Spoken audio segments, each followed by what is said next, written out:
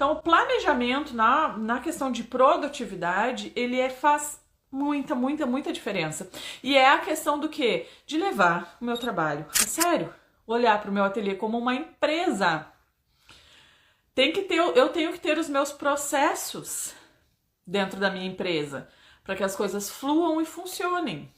Então, quais são os meus processos hoje? Existe algum processo no teu ateliê que seja uma rotina que tu faça todas as semanas? Se não tem, tá na hora de começar a criar. Então, assim, quando a gente começa a criar os processos e se compromete com esses processos, o nosso ateliê começa a ganhar um jeito de empresa. Qualquer empresa que tu for hoje trabalhar, essa empresa tem os processos dela que os funcionários precisam seguir para no final do mês ter rendido o que a empresa precisava render. Então, é isso, gente. Deixa eu falar aqui para vocês. Vocês me encheram de pergunta aqui da... Teria uma lista do que realmente temos que ter em um ateliê para evitar desperdício? Não tem, gente. É tu conhecer o teu negócio, é tu saber quais são as peças que tu produz. Gente, cada ateliê pode produzir peças completamente diferentes e precisar de uma lista de produtos completamente diferente uma da outra. Então, tu tem que sentar e olhar para o teu ateliê e entender qual é o teu processo, qual é a tua realidade. Coloca numa lista todas as peças que tu produz e aí tu vai conseguir enxergar nessa lista que tu fez quais são os itens que não podem faltar no teu ateliê.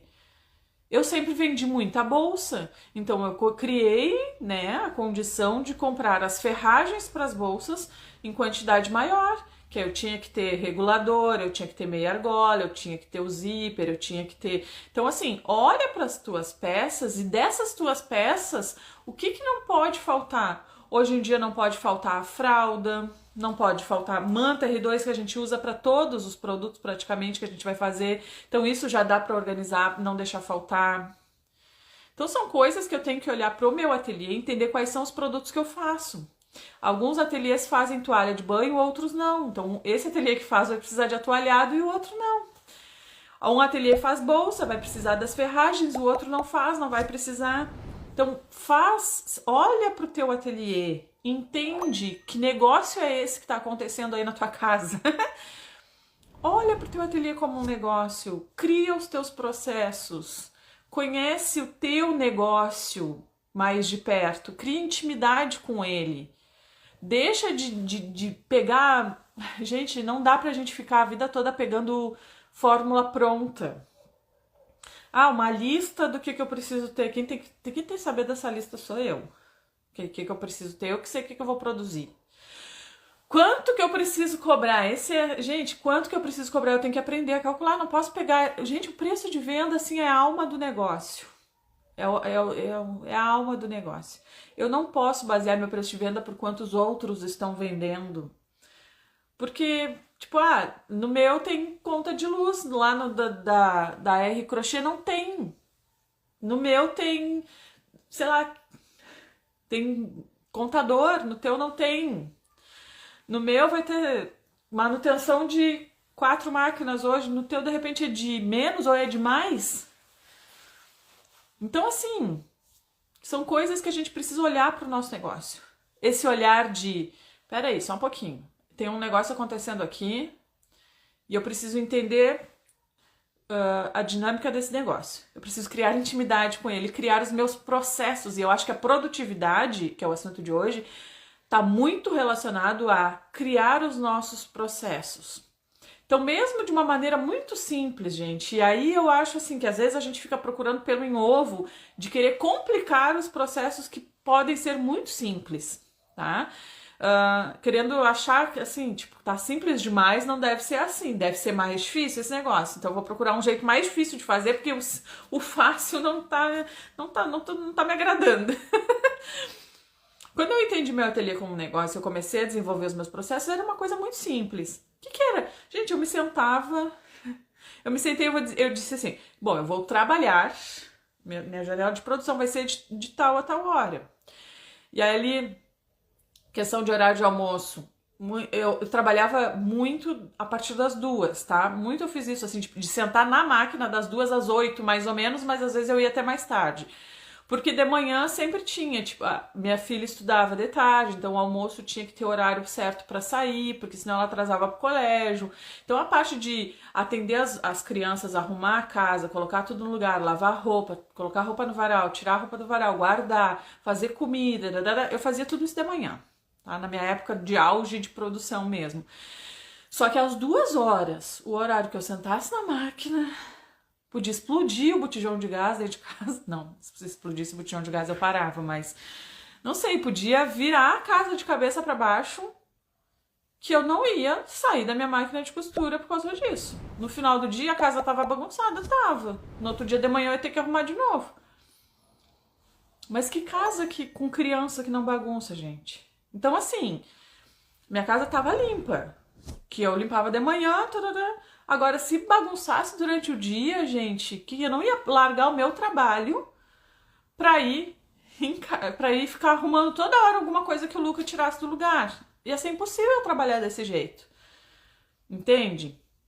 Então, assim, eu oferecia uma condição, né, de ambiente ali pra eles.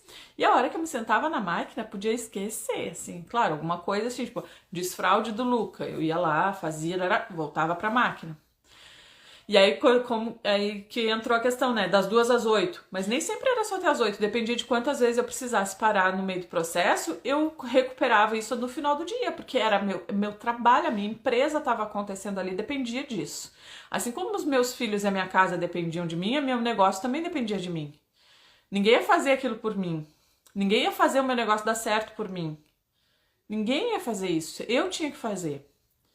Então, quando eu comecei a entender que existiam processos, como se eu estivesse trabalhando para outra pessoa, talvez tu assimile melhor assim, talvez tu trabalhando para ti mesmo não seja o suficiente para tu entender isso. Se imagina trabalhando numa empresa. Tu trabalha numa empresa, na tua empresa, só que tu ainda não assimilou isso. Então, eu comecei a criar os processos. Bom, no final de semana eu vou parar, vou ver o que eu tenho de encomenda pra semana assim. E quais são os meus horários de vender também? Eu tenho que ter horário de vender. Que horário que eu vou fazer as publicações, como é que eu vou responder essas pessoas? Então eu respondia em 3 horários do dia. De manhã cedo, eu tomava meu café e eu já ia responder as perguntas do final do dia ali até o outro dia. Se alguém tivesse me mandado alguma coisa no grupo de vendas que eu vendia, ou nos grupos, ou no privado, eu respondia tudo de manhã. Aí, depois que eu dava comida para os meus filhos, antes de ir para a máquina, eu respondia de novo. Então, e aí, lá no final do dia, eu respondia de novo. Então, eu tinha 3 horários para responder as perguntas que fossem chegando para mim durante o dia. Eu não respondia. Entrou a pergunta, eu já tenho que sair. E isso pode ser que eu tenha perdido algumas vendas, pode ser, mas não foi assim uma perda que me fez diferença, porque a minha agenda vivia lotada, entende? Então, sim, eu avisava para as pessoas, eu já deixava isso avisado. Olha, eu tenho 3 horários que eu respondo durante o dia, desculpa, né? Às vezes, se eu via assim, por exemplo, respondi às 2 horas, a pessoa me mandou às 2h30, eu fui responder só lá às 8 da noite. Dizer, olha, me desculpa, eu estava produzindo, porque eu tenho muita encomenda, então para não atrasar as encomendas, eu tenho horários onde eu respondo. Mas é isso, aí dava toda a atenção para a pessoa e a pessoa entendia. E aí eu dizia, inclusive eu dizia, né?